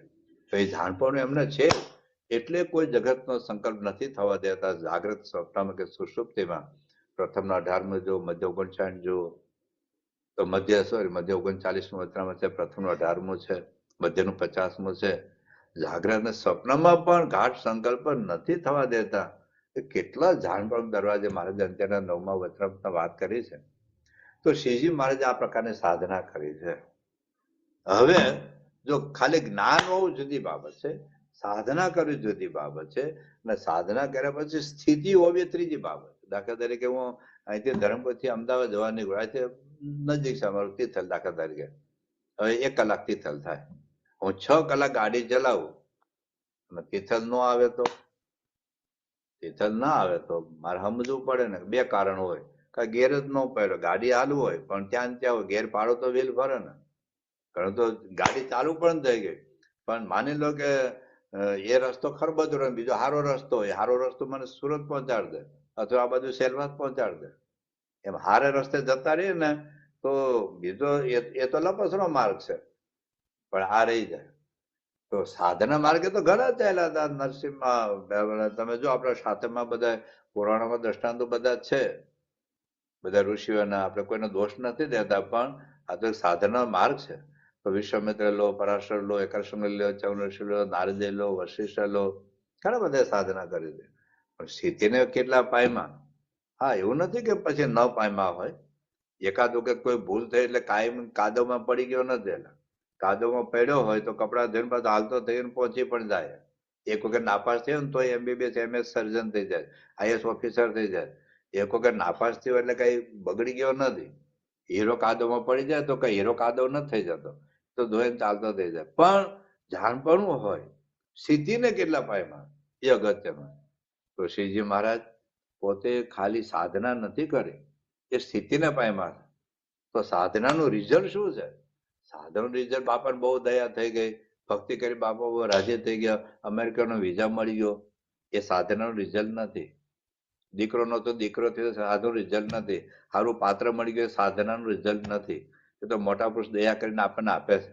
પણ સાધન રિઝલ્ટ એ આપણા સ્વભાવ ટાળે, આપણા દોષો બળે, આપણી વાસના ટાળે, આપણું એ સાધનનો રિઝલ્ટ છે. મહારાજ એ પણ પોતાની વાત કરી, કાર્યાનું છઠ્ઠું વચનમાં તમારામાં કામ ક્રોધાદી સ્વભાવનો લેશ પણ નથી, પદ વિષયમાં જરાય આસક્તિ નથી. આ કાર્યનું છઠ્ઠું વચનમાં છે. આપણે મધ્યના 13મું બહુ નિરૂપણ કર્યું કે અતિશય પદ વિષયમાં અમારું મન ક્યાં માનતું નથી, અમારી સમત્વની સ્થિતિ છે. આ મહારાજની સાહજિક સ્થિતિ છે. મધ્ય 59, મધ્ય 39, મધ્ય 50, અતિશય નિર્વાસનિક પણ, અતિશય નિર્વિકારી પણ. તો આ રિઝલ્ટ છે. તો શ્રીજી મહારાજ કેવળ સાધનાની વાતો નથી કરી, એને સાધના પણ કરી છે, દૈહિક સાધના કરી છે, વૈચારિક સાધના કરી છે. એને જરૂરિયાત જ નથી, એને આપણા માટે કરી છે. આપણને પ્રેરણા મળે, આપણે એના જેવા થઈએ, આપણી રીતે સાધના કરીએ.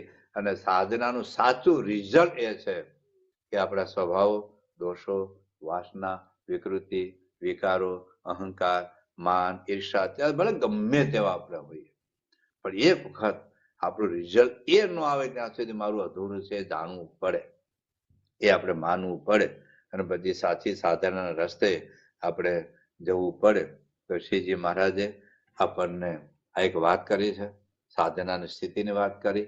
પછી આત્મા અને પરમાત્મા મહારાજ સહજ સાક્ષાત્કાર છે. જો આ લેવલ, પેલી દૈહિક સાધના, પછી વૈચારિક સાધના, અને પછી સ્થિતિ એટલે આ નિર્વાસનિકપણું, નિર્વ્યાકારીપણું, અને એ પણ આત્મા અને પરમાત્મા સાક્ષાત્કાર મૂલક છે.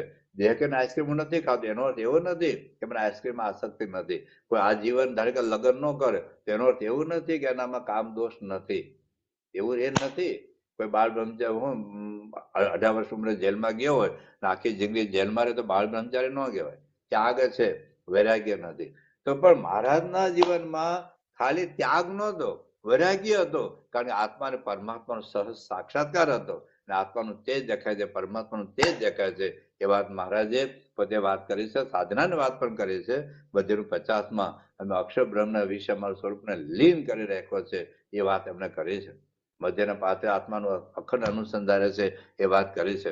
મધ્ય અંત્યના 39માં વચનમાં મહારાજ કહ્યું કે આત્મા અને પરમાત્માની વાત અમને સિદ્ધ થઈ ગઈ છે, એટલે અમે આ બુદ્ધિની કલ્પના વાત નથી કરતા. આટલું અમારું માન સન્માન વિષ્ણુ યોગ થાય છે, છતાં જેમ ગયા જન્મની વિસ્મૃતિ થઈ ગઈ છે, એમ આ જન્મની પણ અમને વિસ્મૃતિ થઈ ગઈ. તો શ્રીજી મહારાજને આત્મા અને પરમાત્માનો સહજ સાક્ષાત્કાર છે, એ આપણી સ્થિતિનું અંતિમ લક્ષ્ય છે. હવે આપણે જે અંતિમ વાત કરવાની છે કે શ્રીજી મહારાજ અને ગુણાતીત ગુરુની આ સ્થિતિ એને સાધના કરીને નથી થઈ. એની સ્થિતિ તો અનાદિથી છે, અનાદિથી જ આ સ્થિતિ છે. મહારાજ લખ્યું પ્રથમના 18મા વચનમાં કે હું કોઈના ઉપદેશ કરીને આવું નથી, મારી હું તો અનાદિ મુક્ત છું. અનાદિ મુક્ત થાવ શબ્દ પ્રથમના 18મા વચનામાં મહારાજે કહ્યો છે. આનો અર્થ શું થયો આપણે સૈદ્ધાંતિક રીતે સમજીએ. BA ની સ્વામિનારાયણ ફિલોસોફીમાં અને આખી સ્વામિનારાયણ ફિલોસોફીમાં અનાદિ મુક્ત કોઈ છે જ નહીં. ઘણા બધા આપણા સ્વામિનારાયણ સંપ્રદાયમાં અનાદિ મુક્ત, અનાદિ મુક્ત, અનાદિ મુક્ત, અનાદિ મુક્ત કોઈ છે જ નહીં. અનાદિ મુક્ત એ તાત્પર્ય એવું સમજવાનું કે આ દેહ કરીને સાધના કરીને એવી સ્થિતિ પ્રાપ્ત નથી કરી. એને અક્ષર મુક્ત હતા અને પૃથ્વી પર આવ્યા, અને પછી આ તો પેલા કોઈક વખત સાધના કરીને અક્ષરધામમાં ગયા, પછી મહારાજ મુક્ત અને પૃથ્વી પર લાવ્યા. અહીંયા અનાદિ મુક્ત નો અર્થ એવો જ સમજવાનો. મહારાજની વાત જ હોય, કદાચ કોઈ આપણે નહીં, પેલા આપણે લખતા અનાદિ મુક્ત જાગા સ્વામી, હવે આપણે લખવાનું બંધ કરી દીધું. ફિલોસોફિકલ આપણે બધી સ્પષ્ટતા થઈ. અનાદિ મુક્ત જાગા સ્વામી, અનાદિ મુક્ત કૃષ્ણ જદા, પેલા ભગતજી મહારાજ માટે લખતા અનાદિ મુક્ત, શાસમાજ માટે હતું અનાદિ મુક્ત. અનાદિ મુક્ત નો અર્થ એવો સમજવાનો કે આ લોકમાં આપણે જેમ સાધના કરીને સ્વભાવ દોષો વાસના ટાળીએ છીએ, પછી માયાથી સ્વભાવથી મુક્ત થઈએ છીએ, એમ શ્રીજી મહારાજથી મારીને મહંત સાહેબ મહારાજ સુધી આવી રીતે સાધક અને અનાદ મુક્ત નથી થયા. એ અનાદિથી જ માયાથી મુક્ત છે, કારણ કે અક્ષર બ્રહ્મ અને પરબ્રહ્મ છે. બીજા કોઈ કદાચ જાગા સ્વામીને આપણે અનાદિ મુક્ત ન કહી શકાય. એ મુક્ત જ કહેવાય કે આ લોકમાં આવીને સાધન કરી કદાચ એ અક્ષરધામનો મુક્ત હોય અને પૃથ્વી પર લાવ્યા હોય, જેમ આપણે ગોપાલ સ્વામી માટે લખતા અનાદિ મુક્ત. હવે આપણે ખાલી અક્ષર મુક્ત જ લખીએ છીએ, કારણ કે અનાદિ કોઈ છે જ નહીં. અનાદિ બે તત્વ છે, માયા પર અક્ષર બ્રહ્મ પરબ્રહ્મ. જેટલા અક્ષરધામમાં મુક્ત છે એ કોઈક ને કોઈક વખત જીવમાંથી ઈશ્વરમાંથી મુક્ત થઈને અક્ષરધામમાં ગયા છે. એટલે અનાદિ મુક્તનો અર્થ આપણે એટલો જ સમજવાનો કે આ દેહ કરીને કોઈ સાધના કરીને મુક્ત નથી થયા. પેલા કોઈક વખત મુક્ત થઈને અક્ષરધામમાં ગયા છે, મહારાજ પૃથ્વી પર લાવ્યા છે, એટલો જ સમજવાનો છે. પણ જયારે મહારાજ અને ગુણાતીત પરંપરા માટે જયારે અનાદિ મુક્ત વપરાય ત્યારે એવું સમજવાનું કે અનાદિથી જ માયાથી મુક્ત છે. અનાદિથી જ. એ તો કોક પેલા જે અક્ષર મુક્ત છે ને, કોક તો માયાથી બદ્ધ હતા, કોક તો બદ્ધ હતા જ, કોક બ્રહ્માંડમાં બદ્ધ હતા, ત્યાંથી સાધક અક્ષરધામમાં ગયા. જયારે મહારાજ અને સ્વામી એટલે અક્ષર બ્રહ્મ અને પરબ્રહ્મ તો અનાદિથી જ માયાથી મુક્ત છે. આ વાત સમજવાની છે. એટલા માટે મહારાજે પ્રથમ 18માં કહ્યું છે અનાદિ મુક્ત નો અર્થ આવે છે. પછી મહારાજે મધ્યના 35માં પણ વાત કરી કે અમે રામાનંદ સ્વામીના ઉપદેશથી અમે આવી સ્થિતિ નથી. અમારી તો સ્થિતિ હતી જે મહારાજ આ વચનમાં વાત કરી કે માતાના ગર્ભમાં આવ્યા પહેલા પણ અમે આત્માને પરમાત્માને દેખતા હતા. માતાના ગર્ભમાં આવ્યા પહેલા પણ. એનો અર્થ એ થયો કે આ પૃથ્વી પર આવીને તપ કરીને જપ કરીને અથવા તો આ બધું અષ્ટાંગ યોગ સિદ્ધ કરીને અથવા તો દૈહિક સાધના કરીને વૈચારિક સાધના કરીને આ બધી આવી સ્થિતિ પ્રાપ્ત નથી કરી. એ તો આપણા આદર્શ માટે છે.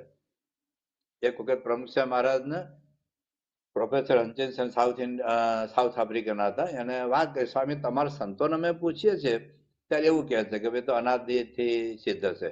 જયારે તમને પૂછીએ તો તમે એમ કહો છો શાસ્ત્રી મહારાજની કૃપાથી યોગી બાપા કૃપાથી આવી સ્થિતિ. તો મારે હું સમજવું શું કીધું કે અમે સંતોને પૂછીએ ત્યારે સંતો એવું કહે છે કે પ્રમુખ સ્વામી તો અનાદિથી આવી સિદ્ધિ છે.